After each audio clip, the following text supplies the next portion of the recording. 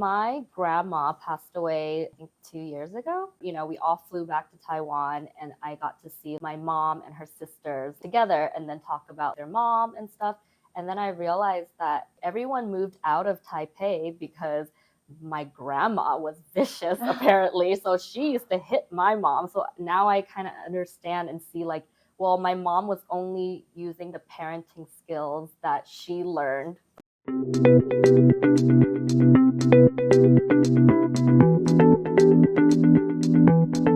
Today, we are welcoming a true innovator in the beauty industry, Josie Lee. She's the founder of La Boutique in San Francisco, where she's redefining beauty as an accessible everyday ritual. Josie's story is one of incredible resilience, not just in her success, but since her childhood. Beyond business, we'll talk about the childhood experiences that shaped her and how those early stories connect to her journey with wellness and healing as an adult. Hi, Josie. Thank you so much for being here today. We're so excited to have you. Me too. I'm really excited to be here and really get deep into it. Let's start by just sharing a little bit about you. Who are you? Well, my name is Josie, and I was born and raised here in San Francisco to immigrant parents right in Chinatown. So growing up, there was a lot of mix between like American culture and also like my Asian roots. So it's like a whole different community in itself. Right out of high school, I decided that I wanted to get into the beauty cosmetic industry. So I went straight into cosmetology just to get my license. And that's kind of how I started my journey, being an entrepreneur now. So beyond the entrepreneurial journey and what you do for work, if I were to just ask you, who are you deep down into your soul, like what would you say? That's a good question. I've been thinking about this a lot. And I feel like besides my identity with being an entrepreneur and work, I'm really grew up like a free-spirited kind of person. I've never been really good with authority or rules, and I think that's why we become entrepreneurs. But I think deep down I'm just a free-spirited person, and I just want my freedom and do things I like to do. Right. Yeah. No, that makes total sense. We're just not conforming. Yeah. We like to do things different and out of the box. Mm-hmm. Okay. Now let's go a little bit deeper into your childhood. Can you tell me a little bit about how your parents were? How were you raised? Pros, cons, and just overall, like how that has shaped who you are today? Thinking back on like my childhood memories and everything, I want to say that I had a pretty happy childhood. Like my parents were very attentive. My mom was like a stay-at-home mom, and then my dad took care of the family.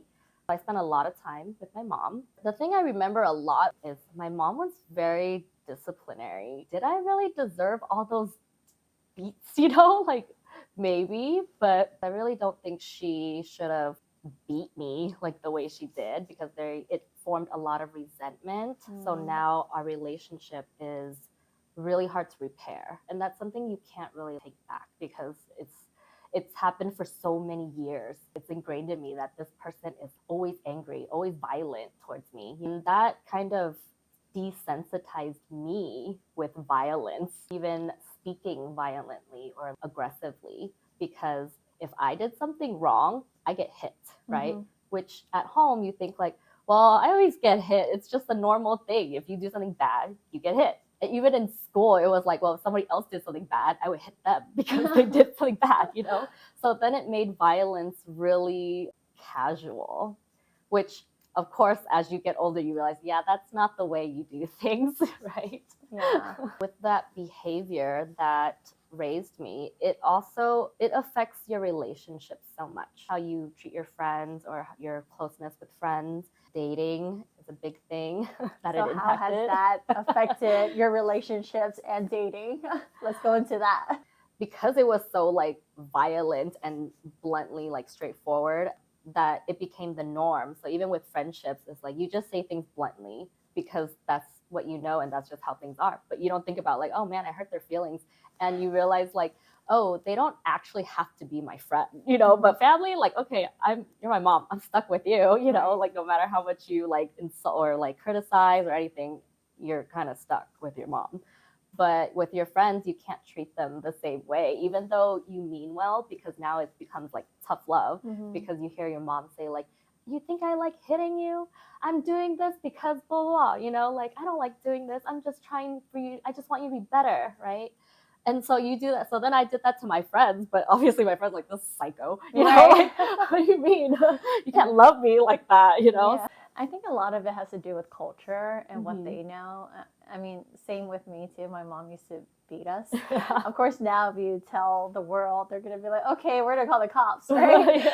Back then, like even back in China, right? Like the teachers used to hit the kids when they did something wrong. That was sort of the culture.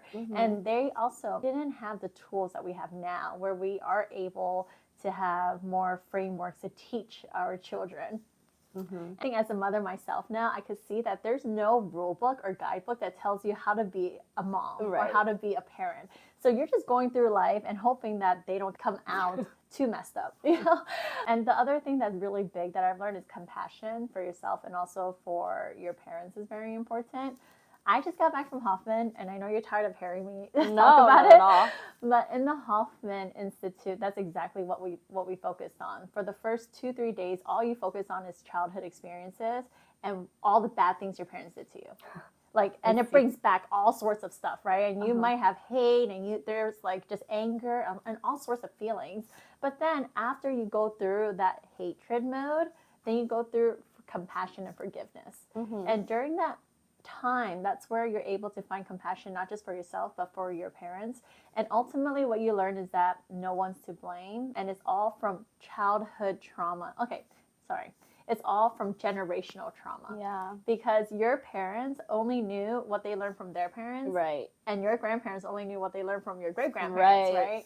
And so what you learn from your mom, you're probably doing the same things, which you don't even realize. And when you have kids, you're going to do the same things to your kids, and those kids are going to do it to their kids. And it's going to keep going. And that's why it's so important to understand your trauma, childhood trauma, parent trauma, generational trauma, and so you can stop it right there. Yeah. Actually, can I add to that? Because so my grandma passed away, I think 2 years ago. We all flew back to Taiwan, and I got to see my mom and her sister together and then talk about her mom and stuff. And then I realized that everyone moved out of Taipei because my grandma was vicious, apparently. So she used to hit my mom. So now I kind of understand and see well, my mom was only using the parenting skills that she learned from her mom, which was very violent. So at that point, when I saw that she became this little girl whose mom just died, is trying to figure out things with her siblings, I just see them as wow, they're just little kids too. Yeah. She's just figuring it out. She doesn't know all her actions has now caused these traumatic resentments and stuff towards her. But it's something that now that I got to witness, I do forgive her, but there is a lot of resentment that it's I think we need to go to therapy and just slowly work it out. But I think the best thing I can do is still stick by her side, because I feel like with mothers like yourself, you raise them to be independent, to be without you, but they're also the people that you probably can't live without. So I feel like that's so sad. And I'm just going to try my best and have my mom around because I realize how much she loves me and stuff. Yeah, deep down inside, of course she loves you. Again, like you said, it's just what she knew, that was it, right? The good thing is that you're willing to learn and willing to fix the relationship so that you guys could have a healthy relationship moving forward. That's very important. And, we're getting older, so our parents are obviously getting older. I thought about this recently too, and I was thinking that I just want my mom to live a really good rest of her lifetime here in the world, especially now that we're able to support her and take care of her. So kind of similar situation there, where you just want to have a good relationship with her for however long she continues to live for here.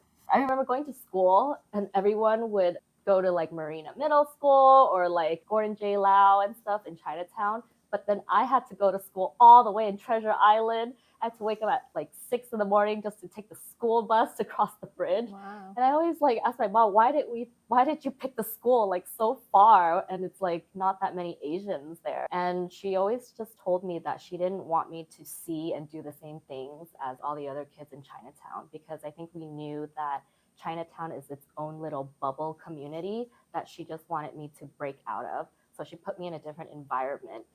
But I kind of wish I think it had to do with money too, because it's not like we could afford a really nice school. So I feel like the school she put me in was even more ghetto.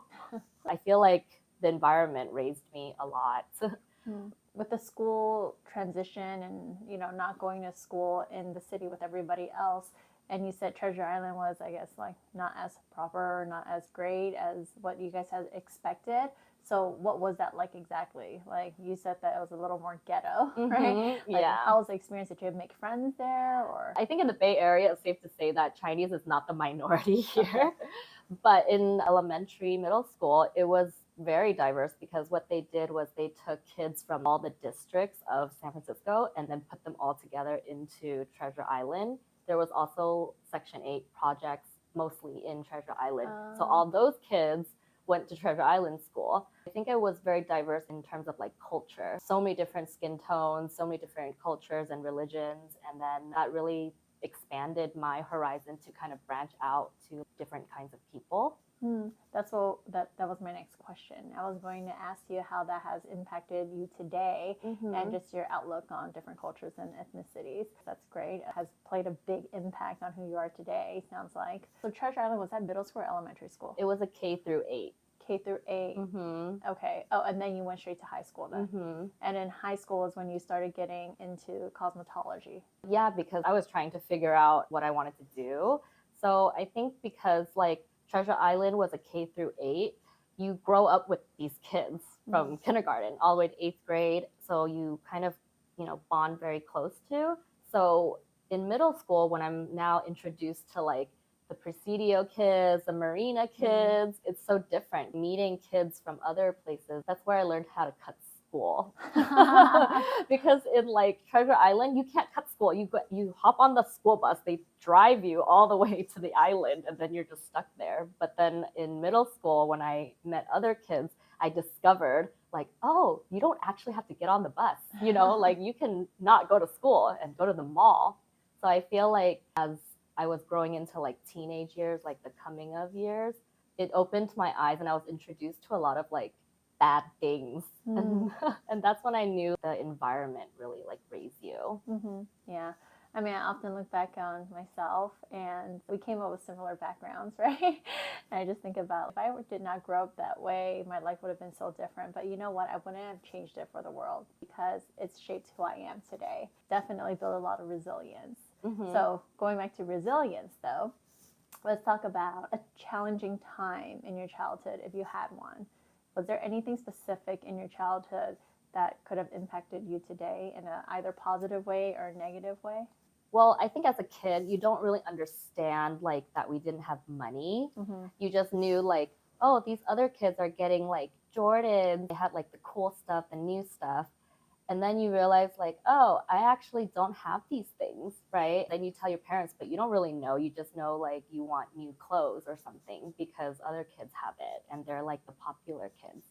So I think that became me trying to like look for validation. Like I want to be the cool kid. I want to be included and stuff. And I think that became a driving factor into adulthood of like, okay, I always want to get to be in like the know or like the it place or like you just want to be seen. It's a bit of like unworthiness or feeling like you're lacking something. It's that scarcity mindset versus like abundance mindset. And it's funny because it's so deep ingrained in us that we don't even realize that it's coming up today, right? So with that, how do you combat that now? I think I just do my best. I think I've reached the point where it's, of course, I still like strive for more all the time. And I think that's always going to be the case because it's ingrained into us. But now I kind of give myself a little more grace.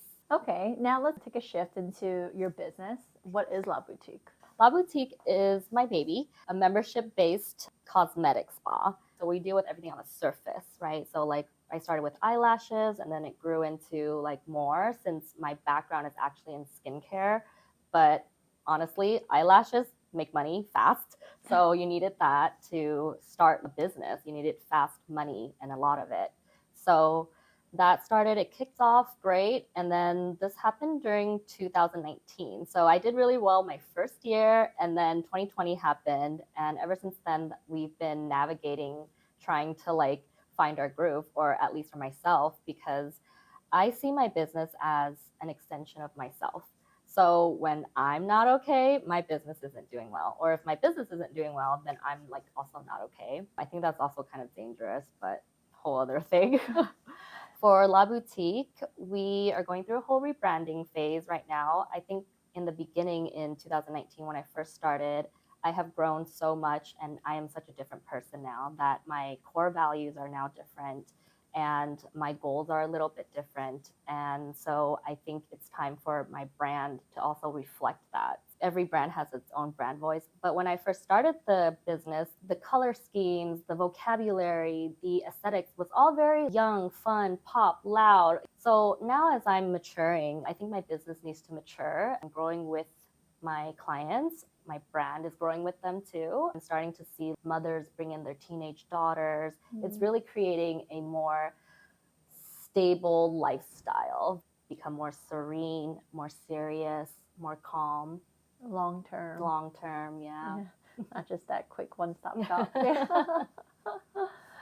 Oh, and did you want to talk about your services that you provide? Yeah, and that comes with the rebrand because now moving towards lifestyle wellness, we care about like what people are eating for their diet, what they're putting on their skin, and things that they're using, and we're more involved with just a day-to-day lifestyle, and we want to be that place where people feel safe. I see so much women come in and I see them more than I see my friends, honestly. So we've developed, not only a place of services, but also a community of just people, being people, while also having these like self-care procedures done. So I think it's creating this environment and culture of community. Yeah, I do have a question. Since you are all about beauty, the aesthetics, the outside, like how has that impacted you? Like, I mean, you're always beautiful and also well put together. Is that part of the brand too? Yeah, I think it's important to always be done up. You won't catch me at the salon without any makeup because I think that's just part of my character of like, I am taking this seriously. I'm doing this because I want to look good for you to feel good, to trust me, right? So I have to show up that way. This is a little off topic, but how long does it take you to get ready? Well, now I'm a pro, so it's about like a 5-10 minute thing. Wow. Yeah. Very quick and efficient. Yeah. But if you get your lashes done, you can sleep longer. Awesome. And you mentioned goals now are different. What type of goals is that for you? Is it personal, business, or a mix of both? It's definitely a mix of both. My business is me. It's what I live and breathe for. The goals are different in terms of before it was about the logistics, making a lot of money, building multiple locations, a reputation. But as I get older, you realize that in your career, you're spending so much time in it, more than half your life. So I think the environment, the workspace has to be close to your values that you live by. And what that means is I like that the staff, everybody feels seen and heard, and that they truly love what they do and is always growing. Because especially with things that are like in fashion or trends, things are always changing. Like let's talk about eyebrows, they're thin again now. So it's like constant learning and constantly keeping up. The workplace not only is a place of work, but also a place of growth. And that's for everybody. I love that. Can you take us back to prior to 2019? Because I know prior to 2019, you did not have your commercial brick and mortar yet, right? Like what were you doing before that? So I guess life happens, and my dad was diagnosed with cancer, and him being the person that takes care of the family. At that time, I feel like I was still pretty like young and wild. Like I was still partying a lot. I was dating this guy who basically took care of everything, so I didn't really worry about bills. My dad paid for everything, so I had a pretty carefree life. And once my dad got sick, it happens like so fast. So within like 8 months, he went from a healthy, happy person to this skin and bones on hospice at home. It was like a wake-up call, like, okay, this is happening. Bills are piling up. We don't have money. So figure out how to like make that. And then I still couldn't figure it out, within the 8 months that he was sick. It was only after he died, things started getting really bad. I didn't have money for bills. We had no savings. We already used everything. My mom's been out of work for like 30 years or something. And then I've just started, like, I still had my license, but I didn't really have a skill. I didn't know how to do any of those like treatments and stuff. Like eyelashes, I didn't know how to do that. I only knew like basics of skincare. And so I only had whatever money I had left, took a course, and then I started doing eyelash extensions at my mom's living room because we didn't have a space. And it was so challenging because we were so much in debt already at that point. I didn't even feel good about buying a Vietnamese sandwich to eat because it's like, Vietnamese sandwiches are like $5 or something, but we were like 3 months behind rent already. Wow. At that time, I lost about 15 pounds because I just wasn't eating because I was like, I couldn't use any money. I learned how to be really scrappy, save every dollar. I learned how to live really, really frugally. At that point of desperation, you're not afraid to look stupid either. So you're like, I'm calling everyone and telling them like, hey, I'm doing this. I just, $30, whatever. I just need to get my skills up. And then slowly I built up an ongoing clientele in my mom's living room, but it's my mom's house. She's like making Chinese soup and stuff, and so the smell yes, everywhere. Yeah, and it's embarrassing. So of course, like I remember one of my good clients came and she's like, is that soup? And I was so embarrassed because I was like, I don't want this place to smell like a Chinese herbal shop, So that's when I was like, okay, let me just go out and find a little room to do my work at. And on Craigslist, I found this place for like $2,000. That's like a little storefront. It was like a little closet, but it was a street level storefront. So I was like, okay, if I just work a little harder, I can make this work. So I went for it. It was overpriced, but at that time I didn't know. And then that's kind of how I started with my first very small little shop of like, I think it was only like 600 square feet or something. Really small. Yeah. And then COVID happened, and then we reopened back in like 22. In 2022, was that the same location or was it a different location? Actually, we moved to a different location because I had to close for like 2 years. So I found something for like really cheap, a good price, because we were just coming out of the pandemic. So like commercial space was very affordable. My friend was basically telling me like, okay, I'm down to like go in on it with you. And so then we got into it like a place probably 5 times bigger. So now we're at like 2,000 square feet ish. So so then I feel like it was just the drive, like, okay, we just have to keep going, so that's all I really have. So wow, that is very inspiring and admirable, because it's really hard to pick yourself back up when you're feeling at like rock bottom, because I mean, I would say that that's pretty much rock bottom, right? When you have to struggle about like whether you should buy a Vietnamese sandwich or not, whether you should eat or not, right? That means you're really like struggling, but you're able to get out of it. And now I'm sure you're much more stronger and you have a whole different outlook in life. So with that experience, what did you learn out of that besides saving, being frugal, minimalistic? Like what else did you learn like that's deep in your core? I feel like that gave me so much self-confidence, Sure. But I do think it is really hard when you're down. Nobody knows how to navigate through the COVID-19. It's been 5 years since, but then the 2 years that we've been closed, it was like you're just idle, and then you go into like this depressive mode, and then after moving into a place, you're like excited. You only have so much fuel to be like excited, because then the supply chain issue was happening, and us moving into a new building, new business, there was no furniture for a year. So even though we had this big empty salon, I only have one little table bed that I had in my living room, or like that area, right? So then like so I want to like really give a shout out to all the clients that stuck by me during that time, because it was a huge room and just one table and like a light, like, and I have like photos and stuff from it. When you're just looking at the incompleteness of what you had envisioned before, but drag that out for 3 years. Like right now, we're still trying to like come back from it. And that dragging is like, oh my God, my motivation is getting eaten more and more because it keeps getting dragged on. So then it's so hard to come back and be on this like grind mode on what you do. So at the same time, the biggest lesson is sometimes there's just nothing you can do. You have to just do what you're supposed to be doing, and then that's the best you can do. There's no point of me stressing about things that I can't even do anymore. I'm doing collabs, I'm doing like outreaches, we're hiring the right people, we're doing trainings, we're introducing new trends, blah, blah, blah. We're doing all the things that people have either suggested, I thought of. But the thing is, I still feel stuck. And at this point, there's no point of me feeling bad about it. So just do your best and flow with life.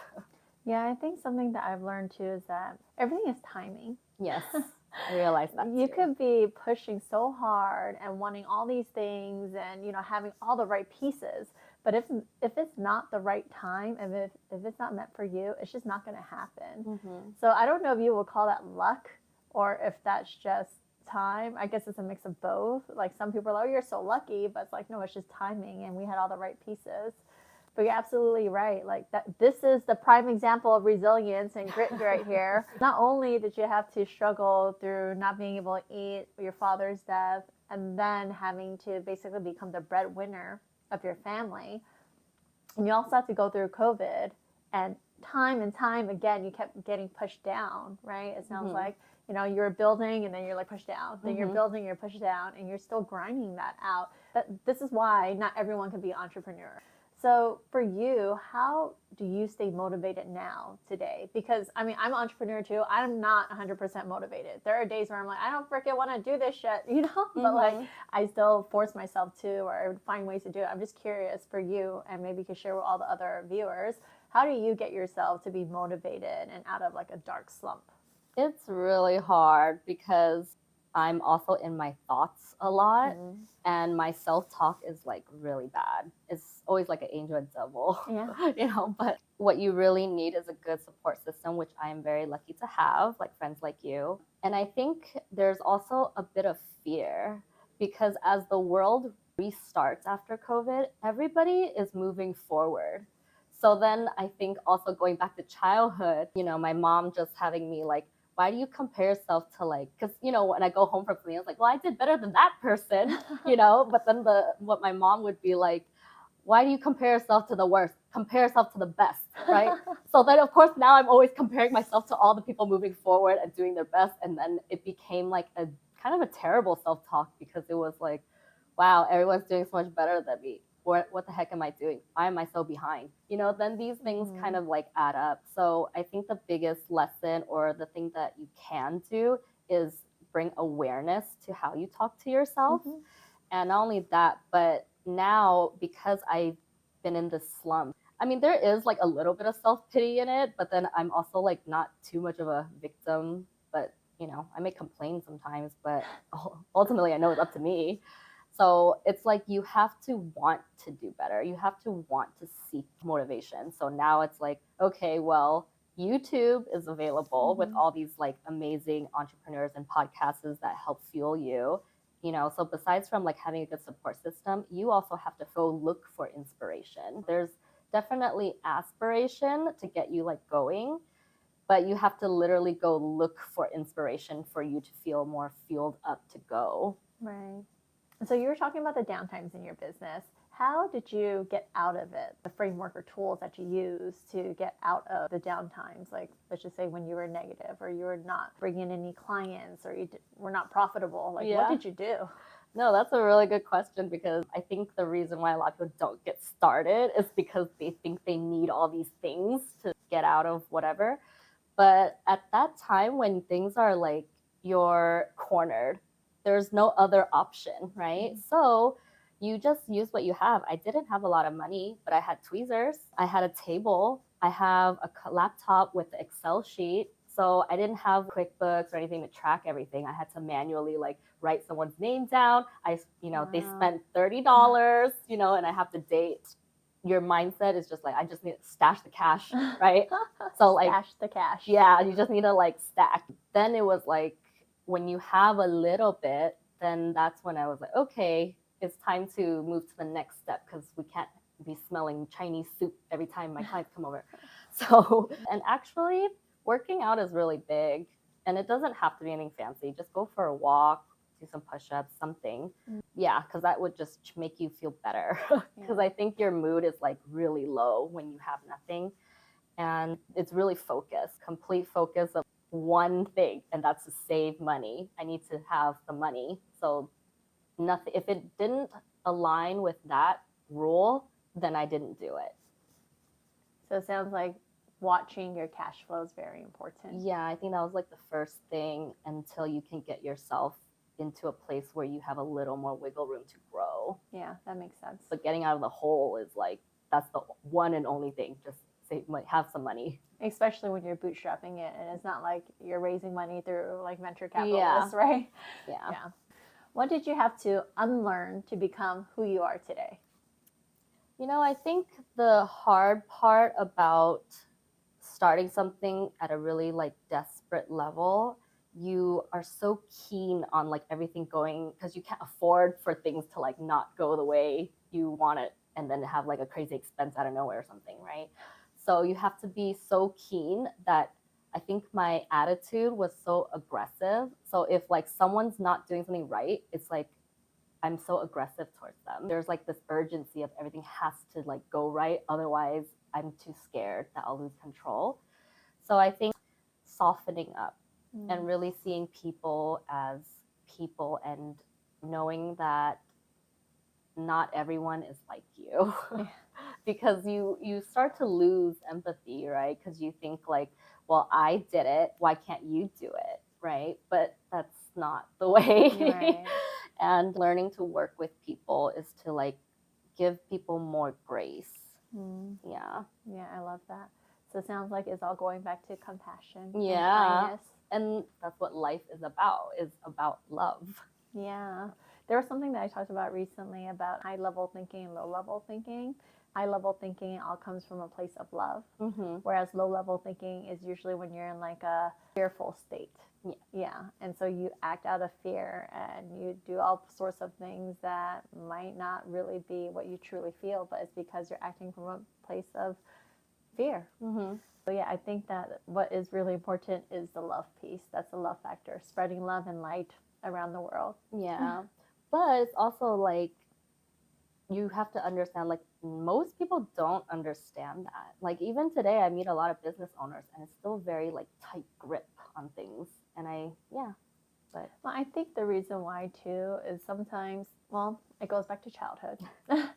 And it always goes back to a place of unworthiness or feeling like you're not good enough. So you put up this shield and this guard, basically this armor to protect yourself because you don't want to get hurt. That's exactly how I was. Like, I used to be very, very like just hard because I think, yeah, like growing up as a child, I was scared. I didn't have a lot of attention, and I was not allowed to be sad or allowed to be angry and all that stuff. So I just learned to not have emotions and learned to like hide myself so no one could hurt me. And so I went out into the world like, okay, I'm going to have all this armor on so no one can attack me type of thing. But that did not do me any good. It did not bring me anywhere further in life. If anything, it held me back a lot. So I think that's part of the reason, because a lot of people, they never really heal their inner child, which I was going to ask you too. Do you feel like you've healed your inner child, or do you feel like there's still some things inside that you probably need to work on? I think I'm a lot better because there's been like awareness put to some of my flaws. But the problem is, I feel like I have yet to discover all of them yet. There's still a lot that I need to, and it comes out of when experience, right? So I think going out and doing more and having more situations happen to you that you're unfamiliar with, so that you don't know what's going to trigger you. You don't know what's going to come out. But I think doing more things, trying new things, will bring those to the surface. And then once they come to the surface, then you can kind of work on it. But I think there is still a lot to uncover. That's great advice. I think, what we pick and do with our business has a lot to do with where we come from and how it all relates and connects together. And I think because growing up has been such a crazy environment that I think me now wanting to develop a place that is serene, safe, and beautiful, because I wasn't around those things. So now it's like I only want to be around pretty things and stuff like that, or like make people feel good, and that's what I want to dedicate my life to. Wow, that's amazing. So Josie, what is next for you? What's your next big thing? Well, since I've decided that the beauty business is what I'm going to dedicate my life to, the next thing after this rebrand and for it to like catch up to who I am today is to bring the next level of leaders. So because not only is this just a beauty business, but it's a place of growth for everybody. So I would like for my staff to all like get to the next level too, so that we are all growing towards one way. Right. So it sounds like you guys have a really strong bond and team culture. Yeah, and it all obviously came from you. Okay, well, if people are looking for you and they want to seek for your advice or they want to check out your salon, where can they find you? Yeah, the best place to find me is on Instagram. You can direct message me there, or the salon if you wanted to come check out our services. My handle is Josie the Beautician, and the salon is La Boutique. So anytime, just send us a DM, and it could be philosophical, it could be about your eyelashes or eyebrows, whatever. Awesome. Okay, cool. Thank you so much for being here, Josie, and I really enjoyed the conversation with you. Me too.